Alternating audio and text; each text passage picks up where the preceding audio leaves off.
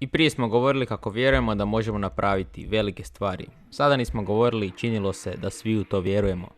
Kliknuli smo od prvog dana i na tom temelju izrasla je vjera da Rusija može biti the moment, taj trenutak.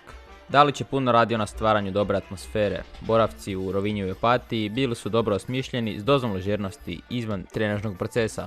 Ono što je bilo posebno, to je da smo se tada snažnije povezali.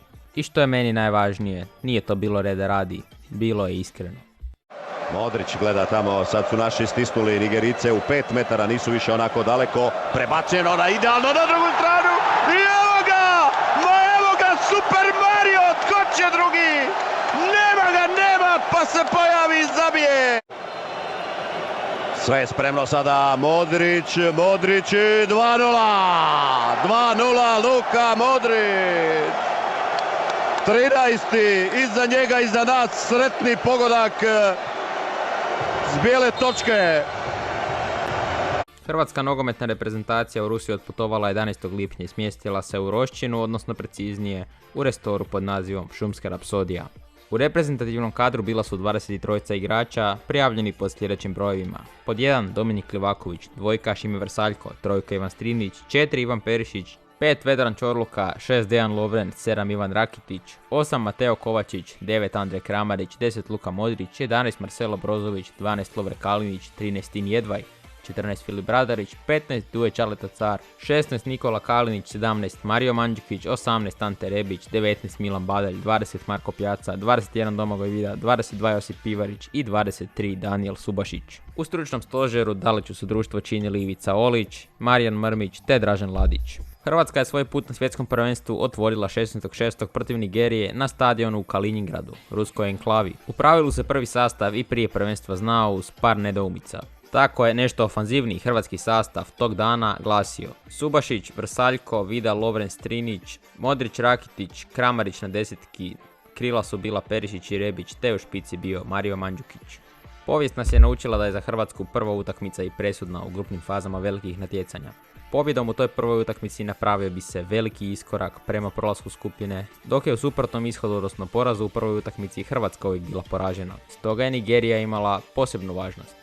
S druge strane, što se nigerijske postave tiče, nije tu bilo nekih super zvijezda, no to je bila dosta pomlađena i nezgodna afrička ekipa. Na vratima je stajao tada vrlo mladi Uzoho, u obrani su bili Šehu, Balogun, Ekongi i Dovu, u veznoj liniji bili su Etebo, Ndidi i Obi Mikel, na krilima i Vobi i Moses i u vrhu napada i Galo. Njihov prosjek godina bio je znatno niži od našega, stvarno su bili vrlo mlada ekipa, ali mi smo bili dobro pripremljeni jer to nam je bila i prva utakmica pa smo imali najviše vremena, a i odigrali smo jednu prijateljsku utakmicu sa reprezentacijom jako sličnom Nigeriji, a to je bila reprezentacija Senegala. Uz dobru pripremu Hrvatska imala i itekako dobru podršku sa tribine jer u Kaliningrad je stiglo oko 12.000 hrvatskih navijača. S druge strane, Nigerijaca nije bilo previše, pa su Hrvati iskoristili priliku. Ideja Hrvatske u toj utakmici bila je jasna, ne dati Nigerijcima da se razmašu. Na pripremnoj utakmici u Osijeku dobro se vidjelo koliko su afričke reprezentacije opasne kad se razmašu. Bilo je jasno da pogotovo ovaj napadački trojac, a prije svega i Moses, ima odličan dribling i prodoran je, te ne bi baš bilo dobro da počnu raditi probleme u našoj obrani. Zato se u utakmicu ušlo s naglaskom na neutralizaciju Nigerije, ali opet i po samoj postavi se vidi da je to bila i ofanzivna postava i da je želja bila naravno za pobjedom i za sva 3 boda.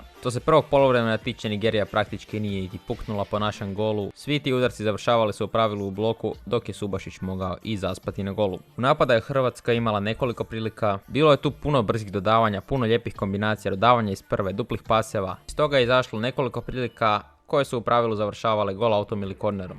Upravo iz jednog takvog kornera došao je i prvi pogodak. Modrić izvodi korner, te lopta ide na prvu vratnicu gdje je Rebić koji ju prenosi na drugu vratnicu. Do lopte u padu prvi stiže uvijek požrtvovni Mario Mandžukić, no nije baš najbolje zahvatio tu loptu, ali zapravo je ispalo fenomenalno jer se lopta od noge Eteba odbila u gol. Tako je Hrvatska od 33. minute došla do dosta zasluženog vodstva. Tijekom cijele utakmice vidjela se jedna osovina Hrvatske, a to je korištenje Mandžukića kao devetke koja bi spuštala loptu i vraćala loptu, no nije tu samo Mandžukić funkcionirao tako, bio je i Perišić u toj ulozi. Bilo to prodor po boku, na primjer Perišića ili Rebića, bila to duga lopta, prije svega Rakitića, vidjela se ta neka šema u igri gdje bi lopta došla na Mandžukićevu nogu ili glavu, on bi to spustio na rub 16 i uslijedio bi udarac. Bilo je par takvih prilika, no ni iz jedne nije uspio uslijediti pogodak. S druge strane, Nigerija je u drugom poluvremenu nastavila bildati svoju statistiku pomalo bezopasnim udarcima, a Hrvatska je dolazila u konkretnije šanse, no i dalje nije ih uspjela pretvoriti u pogodak sve do 72. minute, kad je nigerijska šestica Balogun jednostavno zagrlio Mandžukića nakon jednog kornera i u tom zagrljaju ga srušio na pod, a taj hrvački zahvat naravno bio je okarakteriziran kao najstroža kazna i potpuno nepotrebno za Nigeriju Hrvatska je došla do praktički rješenja utakmice. Modrić preuzima odgovornost, Modrić je miran i Modrić zabija pogodak za 2:0, a s obzirom na to da Subašić nije imao previše posla jer svi opasniji napadi Nigerije završavaju u bloku ili sličnom, utakmica je praktički bila gotova. Ono što je zanimljivo, u nastavku su kod Hrvatske ušli Brozović, Kovačić i Pjaca. Prva dvojica od nabrojanih su danas neizostavni članovi prve postave Hrvatske, a tada su još bili nedovoljno zreli igrači. To se više čak i odnosi na Kovačića. Brozović je ovu utakmicu ostao na klupi zbog Kramarića, odnosno zbog te ofanzivnije postave, dok je Pjaca i dalje bio ogroman talent, mislim i dalje on ogroman talent, no tad je još uvijek bio u krugu reprezentacije i dobio je priliku, iako on zapravo uopće nije trebao ući u igru. U igru je trebao ući Nikola Kalinić, no on je svojim postupcima zaradio kasnije minute u ovom videu.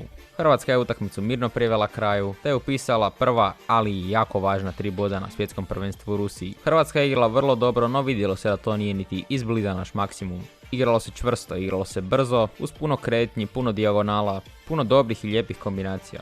Nigerija se neutralizirala, pogotovo u kontrama, nismo im dali da se razmašu. Njihove najveće prednosti nisu došle do izražaja, a njihova obrana kad tad je morala kapitulirati, a to se desilo čak 2 puta. I tako puno lakše se ušlo u drugi krug. Pogotovo zato jer znamo da se ranije tog dana u 15 sati igrala utakmica Argentine i Islanda. Svi smo znali kakav je Island i potajno smo se nadali da može srušiti i tu veliku Argentinu, odnosno ne nužno srušiti nego uzeti joj bodove, a te potajne nade postale su i stvarnost jer utakmica završila 1:1. Island je bio maestralan u obrani, pokazali su ogromno srce, a i realno gledano puno su nam olakšali jer smo samostalni bili na prvom mjestu, Argentina i Island bili su na bodu dok je Nigerija bila zakucana na 0 bodova. Moram malo prokomentirati igrače ovako iz današnje perspektive. Dakle, za potrebe ovog videa ponovno sam odgledao snimku utakmice, tako da mogu i malo detaljnije nešto prokomentirati. I ono što definitivno iz današnjeg gledišta mogu reći da jako fali Rakitićeve dijagonale. To su stvarno bile predivne lopte. Bio je stvarno i brz protok lopte, onako sam se iznenadio na početku utakmice kako zapravo dobro igramo. Također ta neka jednostavnost u pojedinim situacijama gdje smo u 2-3 pasa izigrali cijelu obranu. Baš sam se onako pozitivno iznenadio, ma ne čak iznenadio, podsjetio tih trenutaka. Također ono što je možda najprimjetnije, već ono što sam ispomenuo, ta uloga Mandžukića, odnosno povremeno Perišića, gdje smo imali tog Mandžukića kao pravog napadača, igrača koji je osvajao duele, koji je ispuštao lopte i stvarao prilike, a i na kraju krajeva izborio je penal i kod prvog pogotka on je zapravo pucao loptu koja se odbila i tebu u nogu. Bilo je također lijepo vidjeti i Rebićevu neumoljivost i onaj njegov dribling koji graniči s napornim koliko on izludi protivnika kad ga okreće, nekad možda i pretjera, ali onako pomalo je to nostalgično. Te je to definitivno još jedno lijepo sjećanje. Također pročitat ću izjavu Dalića nakon utakmice. Dalić je rekao nešto ovako: mi smo igrali za našu Hrvatsku jer to je naša država i druge nemamo. I mi ćemo, kako god da ovo završi do kraja, s ponosom igrati za hrvatsku reprezentaciju i za Hrvatsku. I činilo se sve idilično, činilo se kao da smo u bajci. No negdje u 85. minuti iz bajke se budi prvo Dalić, nakon utakmice bude se i ostali igrači, a već sljedeći dan i cijeli hrvatski narod. Problem je imenom i prezimenom Nikola Kalinić. Dalić je vidno umornog Mandžukića htio zamijeniti Nikolom Kalinićem, što je jedino logična izmjena s klupe, no Kalinić, uvrijeđen što ne igra u prvoj postavi, odbija ući u igru te govori da ga bole leđa. Dalić u iste sekunde jasno koliko je sati, jer je to isto Kalinić izveo i u Liverpoolu 15 dana prije kad su igrali protiv Brazila. Dalić je pomalo opravdano bio vidno isfrustriran. Te iste sekunde Kalinića htio poslati doma, no nakon konzultacija sa iskusnim igračima, prije svega Modrićem, odlučili su da odluka bude donešena hladnije glave, odnosno ujutro. Potajno su se nadali i očekivali Kalinićevu ispriku. Očekivali su da će shvatiti da je pogriješio i da bi ga ovo moglo koštati svjetskog prvenstva. No očekivanja su bila jedno, a realnost je bila drugo. Isprika nije stigla, a za Kalinića nije stiglo niti jutro. Dalić je ispriku čekao do večeri, nije je dočekao, a Kalinić je oko 22 sata preko Ivice Olića obaviješten da više nije dio reprezentacije. Zašto preko Olića? Zato jer je Kalinić preko Olića Daliću rekao da ga boli leđa i da ne može ući u igru. Kaliniću je bilo žao, bilo mu je krivo, pozvao igrače koji su došli razgovarati sa njime. Svima njima naravno bilo je žao, ali svima je bilo jasno i da je Kalinić napravio veliku pogrešku i da iz toga više nema izlaza. No kako stara izreka kaže, svako zlo za neko dobro, tako je ovaj puta dobro izašlo iz ove nespretnosti Nikole Kalinića. Dalić je pokazao da se ne boji povući takve poteze i definitivno ovdje dobio na autoritetu. Iz više izvora potvrđeno je da Kalinić nije bio jedini nezadovoljan, no nakon ovoga više se niko ne bi usudio napraviti ništa slično. Također igrači su se zaneseni pobjedom protiv Nigerije puno više mobilizirali kao kolektiv, te je to pridonijelo još većem zajedništvu u ekipi, unatoč tome što je jedan član nedostajao. No vremena za žaljenje nije bilo.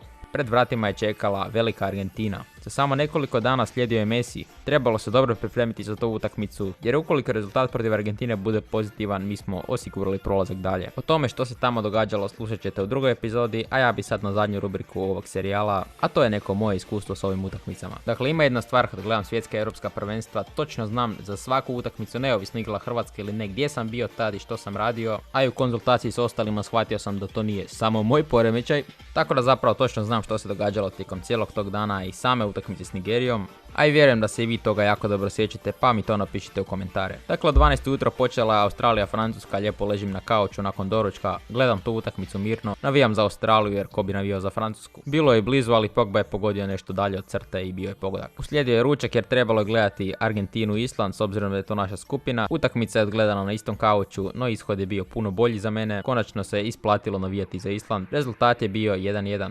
Po završetku te utakmice odlazim baki i djedu, gdje pratim sljedeće dvije utakmice tog dana. Danska je porazila Peru 2-0, a tu utakmicu onako odgledao sam na pola jer već od ove dvije utakmice bilo mi je malo dosta nogometa taj dan, a i htio sam predahnuti prije Hrvatske Nigerije. I na večer prava poslastica. Udobno sam se smjestio u fotelju bake i djeda s loptom na koljenima, sa hrvatskom majicom, te smo tamo svi zajedno glasno navijali. I kao i u 3 sata kad smo navijali za Island, opet se isplatilo.